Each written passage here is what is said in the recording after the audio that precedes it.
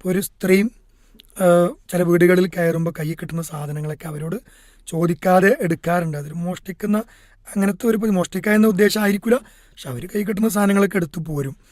അങ്ങനെ ഇവരെ പറ്റി ചില വീട്ടുകാരോട് അങ്ങനത്തെ ഒരാളാണ്, അതുകൊണ്ട് അവരൊന്ന് ശ്രദ്ധിക്കണം എന്ന് പറയുന്നത് പരദൂഷണത്തിൻ്റെ ഗണത്തിൽ പെടുമോ?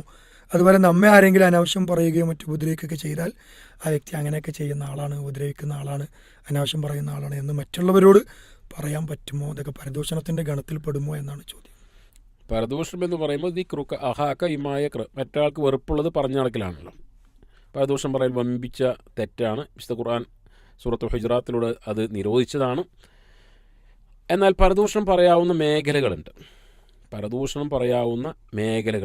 ഇപ്പോൾ ഇവിടെ പറഞ്ഞ ഒരു സ്ത്രീ ഇങ്ങനെ വീട്ടിൽ കയറി കഴിഞ്ഞാൽ അവിടെ ആരും ഇല്ലെങ്കിൽ തക്കത്തിനനുസരിച്ച് കൈ കിട്ടിയൊക്കെ എടുത്ത് പോവും എന്നാണെങ്കിൽ അതൊരു അങ്ങാടിയിൽ പാട്ടാക്കേണ്ട വിഷയമല്ല. നേരെ മറിച്ച് ഇത്തരമൊരു സാഹചര്യം ഉണ്ടാകാൻ സാധ്യതയുള്ള വീട്ടുകാരോട് അത് പറയൽ നല്ലതാണ്, ഖൈറാണ്. അവരോട് തന്നെ നേരിട്ടൊന്ന് പറയണം. അത് സ്വാഭാവികമാണ്, അത് പറയണം. നന്മ കൽപ്പിക്കുക, തിന്മ വിരോധിക്കുക ചെയ്യുന്ന ആളുകൾ എന്നുള്ള നിലക്ക് തീർച്ചയായും അവരുടെ ആ ദുസ്വഭാവം മാറ്റാൻ വേണ്ടി പറയണം. അപ്പോൾ ഇതേപോലെ കല്യാണം, പരദൂഷണം പറയാവുന്ന മേഖല എന്ന് പറയുമ്പോൾ നമ്മുടെ നാട്ടിൽ ഒരാൾ മദ്യപിച്ച് നടക്കുന്ന ഒരാളാണ്. ഒരു പെൺകുട്ടിയുടെ വാപ്പ നമ്മളോടൊന്ന് വെച്ചാൽ അവൻ എങ്ങനെയുണ്ടെന്ന് ചോദിക്കുമ്പോൾ സ്വാഭാവികമായും നമ്മൾ അവനെക്കുറിച്ച് പറയേണ്ടി വരും, പറയണം.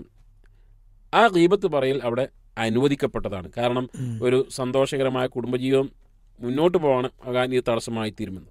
അതുകൊണ്ട് തന്നെ ഈ സ്ത്രീ അവരിങ്ങനെ പരദൂഷണം പറഞ്ഞ് നടക്കുന്ന സ്ത്രീയാണ്, അല്ലെങ്കിൽ മോഷ്ടിക്കുന്ന സ്ത്രീയാണ് എന്നൊക്കെ ആവശ്യമുള്ള സ്ഥലങ്ങളിൽ പറയുക. അതല്ലാതെ മൊത്തത്തിൽ അവരുടെ എല്ലാ നെഗറ്റീവുകളും എല്ലാ സ്ഥലത്തും പറഞ്ഞ് നടക്കൽ ശരിയായ ഏർപ്പാടല്ല.